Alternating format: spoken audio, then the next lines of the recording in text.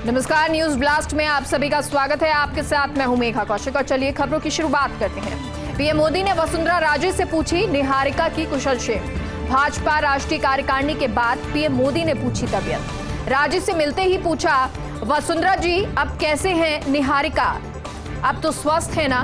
PM Modi ने पुत्रवधू के इलाज के बारे में विस्तार से जानकारी ली। मोदी ने राजे से इलाज के प्रति पूरी सावधानी बरतने की सलाह दी। कहा, मेरी शुभकामनाएं उनके साथ हैं, आप चिंता न करें, उन्हें ईश्वर दीर्घायु बनाए रखेगा। इस संबंध में मेरे सहयोग की जहां आवश्यकता हो जरूर बताएं। पीएम मोदी द्वारा निहारिका की चिंता पर राजे ने बताया आभार जताया। बैठक के बाद अमित शाह और राजनाथ सिंह से भी राजे की वार्ता हुई। तो ये वार्ता हुई, पीएम मोदी ने निहारिका राजे के हाल चाल पूछे। भाजपा कार्यकारिणी के बाद पीएम मोदी ने पूछी तबीयत। राजे से मिलते ही पूछा, वसुंधरा जी अब कैसे हैं निहारिका, अब तो स्वस्थ है ना। पीएम मोदी ने पुत्रवधू के इलाज के बारे में विस्तार से जानकारी ली। मोदी ने राजे से इलाज के प्रति पूरी सावधानी बरतने की सलाह दी और कहा, मेरी शुभकामनाएं उनके साथ हैं, आप चिंता ना करें, उन्हें ईश्वर दीर्घायु बनाए रखेगा। इस संबंध में मेरे सहयोग की जहां आवश्यकता हो जरूर बताएं। पीएम मोदी द्वारा निहारिका की चिंता पर राजे ने आभार जताया। बैठक के बाद अमित शाह और राजनाथ सिंह से भी राजे की वार्ता हुई। राष्ट्रपति चुनाव को लेकर जयपुर में अहम बैठक। जयपुर में 5 जुलाई को होगी विधायकों की बैठक। जयपुर में होटल फ्लैट्स आमेर में शाम 7 बजे बैठक होगी। राष्ट्रपति चुनाव को लेकर बैठक में तय होगी रणनीति। मुख्यमंत्री अशोक गहलोत और प्रदेश प्रभारी अजय माकन रहेंगे मौजूद। विपक्ष के राष्ट्रपति उम्मीदवार यशवंत सिन्हा भी बैठक में शामिल होंगे, क्योंकि ये बैठक होगी और ये बैठक जिसमें यशवंत सिन्हा भी शामिल होंगे। राष्ट्रपति चुनाव को लेकर जयपुर में अहम बैठक। जयपुर में 5 जुलाई को होगी विधायकों की बैठक।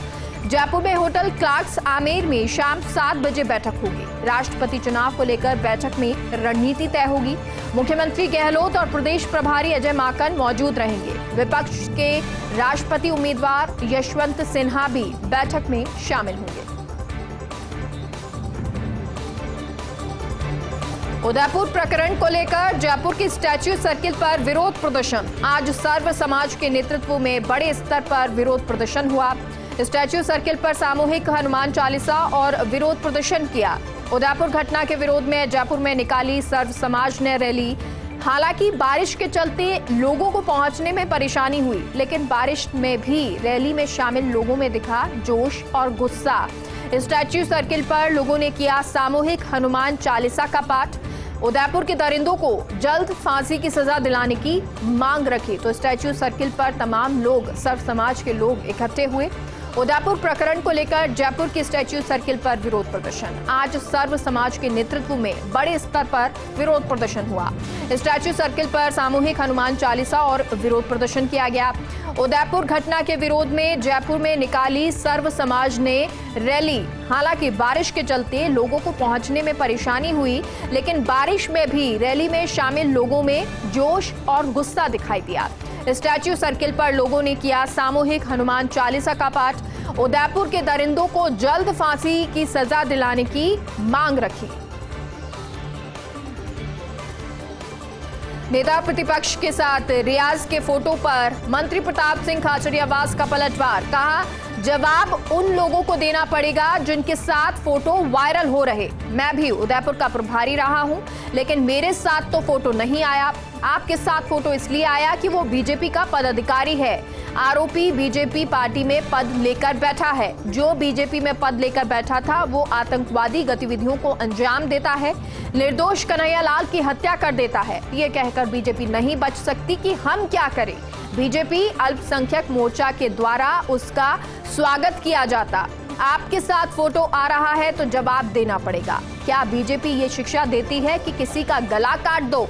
सर्व समाज के नाम पर बंद और धरना प्रदर्शन कर राजनीति कर रहे कांग्रेस पर आरोप लगाने वालों के साथ फोटो आया है तो जवाब तो देना पड़ेगा। बीजेपी को गलतफहमी नहीं होनी चाहिए। अगर फोटो आया है तो उसका जवाब देना होगा। किसी तरह की गलतफहमी बीजेपी ना रखे।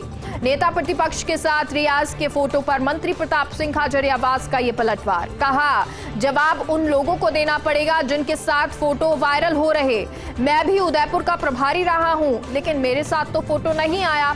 आपके साथ फोटो इसलिए आया कि वो बीजेपी का पदाधिकारी है। आरोपी बीजेपी पार्टी में पद लेकर बैठा है। जो बीजेपी में पद लेकर बैठा था वो आतंकवादी गतिविधियों को अंजाम देता है, निर्दोष कन्हैयालाल की हत्या कर देता है। ये कहकर बीजेपी नहीं बच सकती कि हम क्या करें। बीजेपी अल्पसंख्यक मोर्चा के द्वारा उसका स्वागत किया जाता। आपके साथ फोटो आ रहा है तो जवाब देना पड़ेगा। क्या बीजेपी ये शिक्षा देती है कि किसी का गला काट दो? सर्व समाज के नाम पर बंद और धरना प्रदर्शन करके राजनीति कर रहे कांग्रेस पर आरोप लगाने वालों के साथ फोटो आया है तो जवाब तो देना पड़ेगा। बीजेपी को गलतफहमी नहीं होनी चाहिए।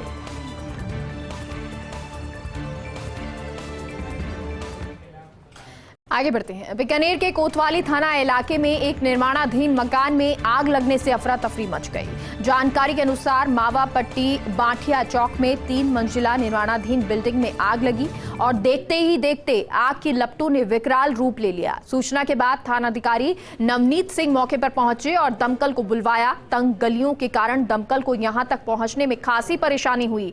हालांकि बाद में आग पर काबू पा लिया गया। आग का कारण शॉर्ट सर्किट को बताया जा रहा है।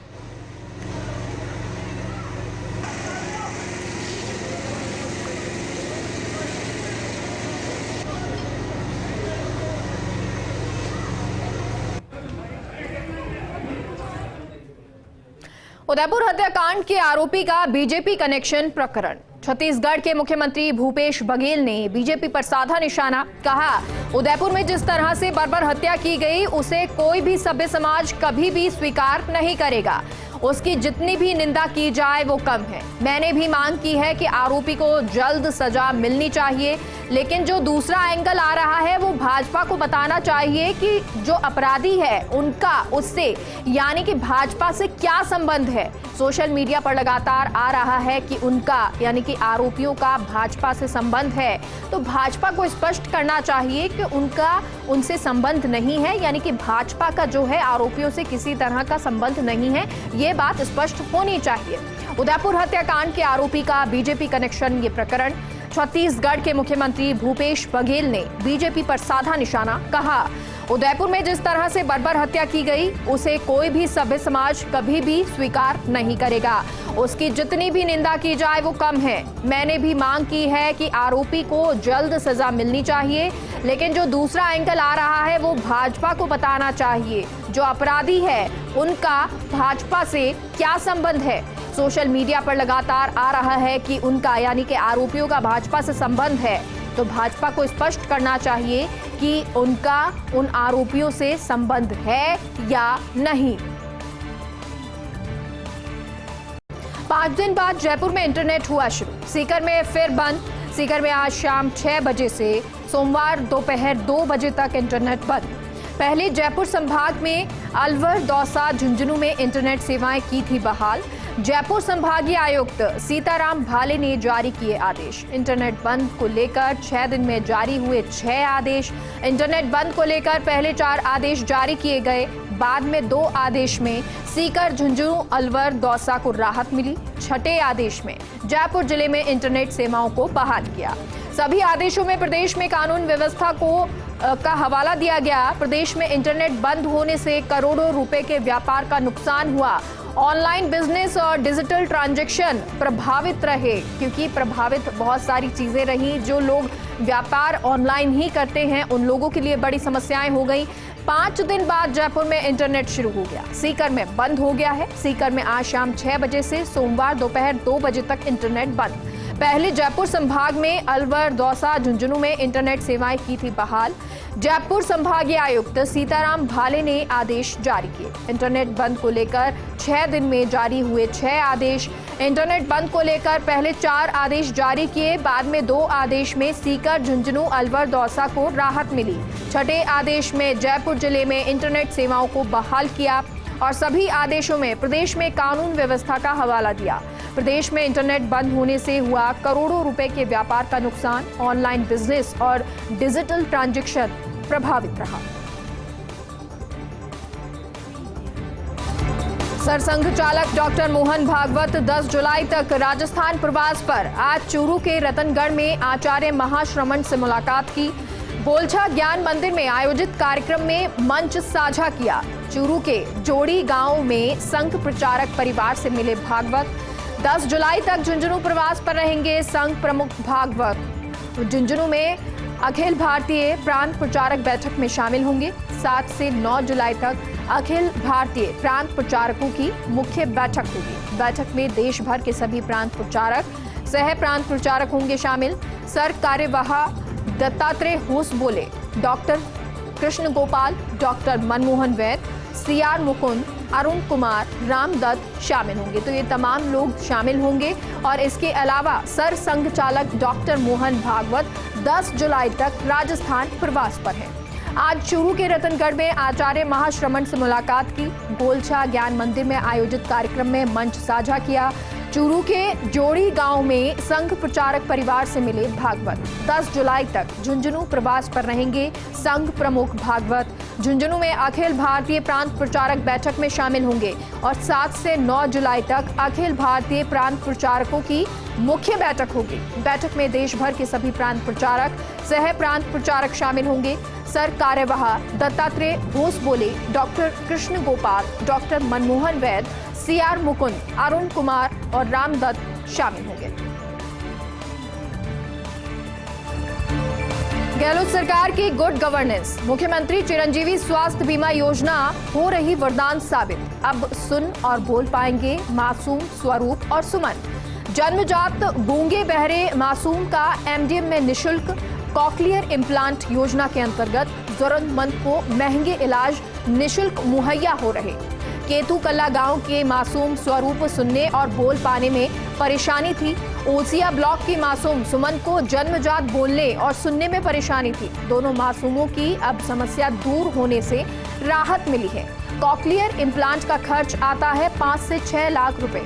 Doctor Bharti Solanki, doctor Antima, doctor RS Jodha, doctor Kuldeep, doctor Ruchika, doctor Preeti, doctor Harshita, doctor Raghav Sharma ने किया मासूम बच्चों का सफल ऑपरेशन। तो ये सफल ऑपरेशन हुआ है और इसी के साथ जो बच्चे हैं वो बोल और सुन पाएंगे। गहलोत सरकार की गुड गवर्नेंस इसे कह सकते हैं।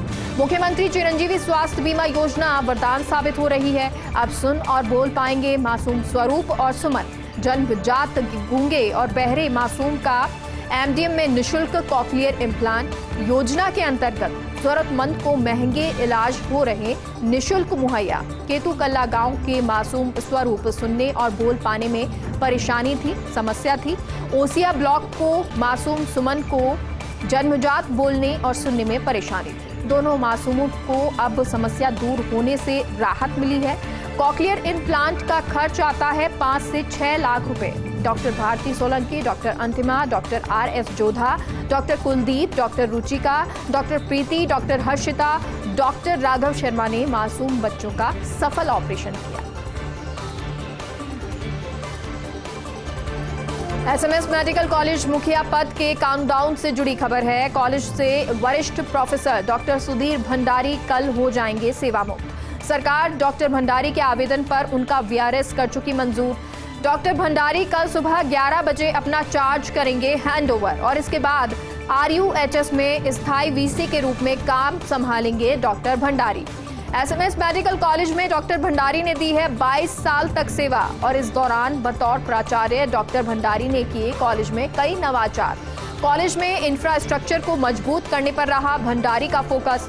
डॉक्टर भंडारी के कार्यकाल की सबसे बड़ी उपलब्धि है IPD टावर, क्योंकि डॉक्टर भंडारी के समय में इसकी घोषणा हुई और इसी समय में वो शिलान्यास भी हुआ। एक बड़े स्तर पर ये शिलान्यास हुआ। SMS मेडिकल कॉलेज मुखिया पद के काउंटडाउन से ये जुड़ी हुई खबर है। कॉलेज से वरिष्ठ प्रोफेसर डॉक्टर सुधीर भंडारी कल सेवा मुक्त हो जाएंगे। सरकार डॉक्टर भंडारी के आवेदन पर उनका VRS मंजूर कर चुकी है।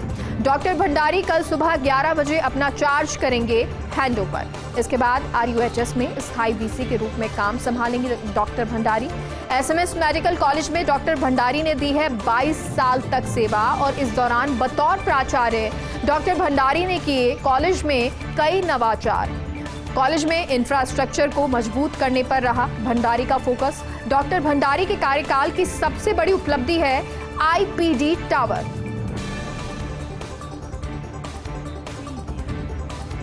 एक दर्जन से अधिक जिलों में बदले जाएंगे मुखिया। चिकित्सा विभाग में अधिकारियों की पूल निर्धारण से जुड़ी हुई खबर है।